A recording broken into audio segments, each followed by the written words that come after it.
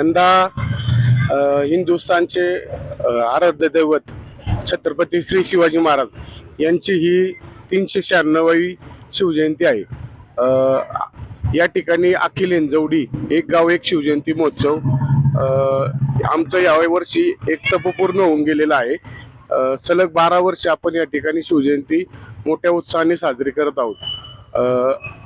हिंजवडी म्हटलं तर IT पार्कचा हा पूर्ण भाग या ठिकाणी संपूर्ण राजकीय जे एकमेकांविषयी गावातील जे हे आहे ते द्वेष बाजूला ठेवून संपूर्ण गाव या ठिकाणी शिवजयंतीसाठी एकत्र येते आणि सलग 12 वर्ष आलं की हा उपक्रम या ठिकाणी राबवला जात आहे।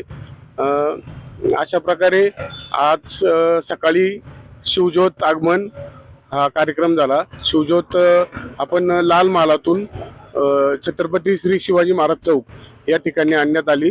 त्यानंतर आता संध्याकाळी या ठिकाणी मिरवणुकीचा कार्यक्रम आहे। या ठिकाणी आई भवानी काली माता दुर्गा या रथाचं या ठिकाणी केलं सजावट केलेली आहे। छत्रपती श्री शिवाजी महाराजांचं स्मारक आहे। त्याचप्रमाणे ढोल ताशा पथक पारंपरिक वाद्य तसेच साऊंड सिस्टीम वगैरे याचंही या ठिकाणी मोठ्या प्रमाणात आयोजन केलं। यंदाची शिवजयंती ही दरवर्षीप्रमाणे हिंजवडी गावठाण विठ्ठल रुक्मिणी पासून तर छत्रपती श्री शिवाजी महाराज चौकापर्यंत अतिशय जल्लोषात अशी जाणार आहे। त्यानंतर मिरवणूक ही छत्रपती शिवाजी महाराज चौकात गेल्यानंतर त्या ठिकाणी फटाक्यांची आतिषबाजी व छत्रपती श्री शिवाजी महाराजांची आरती होईल।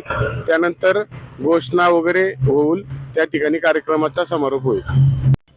नमस्कार, आमचा ग्रुप रॉयल बुडी ग्रुप शिवजयंती उत्सव पुणे जिल्हा आमचं हे 11वे वर्ष आहे। दरवर्षीप्रमाणे आम्ही या ठिकाणी महाराजांच्या सिंहासनावर बसलेली मूर्ती आम्ही आणलेली आहे।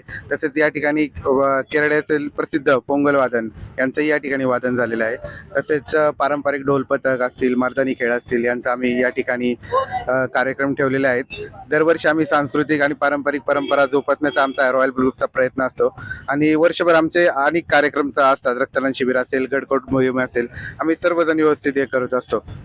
रॉयल बुलेट ग्रुप हे नावात थोडंसं वेगळे पण आहे, नक्की कसला ग्रुप आहे आणि काय तुमचे वर्षभर या ग्रुपच्या माध्यमातून सामाजिक कार्य करतो? रॉयल बुलेट ग्रुपचं आम्ही हे 11 वर्ष आहे। रॉयल ग्रुप असं नाव ठेवायचं। आम्ही आधी शिवजयंती उत्सव करताना बुलेट रॅली निघायची, पण बुलेट रॅलीमध्ये होत असताना धांगडधिंगा जो होता तो आम्हालाच एक मनात खचकत होता। मग आम्ही त्याचं स्वरूप बदललं आणि पारंपरिक पद्धतीने जेवढं हे करता येईल, परंतु आम्ही ते नाव तेच ठेवलं आणि आमचं पारंपरिक हे आम्ही चालू असतो। आता यंदाचा शिवजयंती उत्सव सकाळपासून अतिशय उत्साह साजरा होतोय। आता मिरवणूक असणार आहे की या शिवजयंती उत्सवाचा समारोप कशा पद्धतीने? या ठिकाणी स्टँडिंगच आपला कार्यक्रम आहे। त्याच्यामध्ये मर्दानी खेळ असतील, ढोल पथक असतील, तसेच आपले केरळ येथील प्रसिद्ध पोंगल वादन यांचाही या ठिकाणी कार्यक्रम झालेला आहे आणि भरपूर अशी कार्यक्रमाची या आहेत। सर्व शिवभक्त शिवप्रेमी शिवकन्या या ठिकाणी जमत असतात।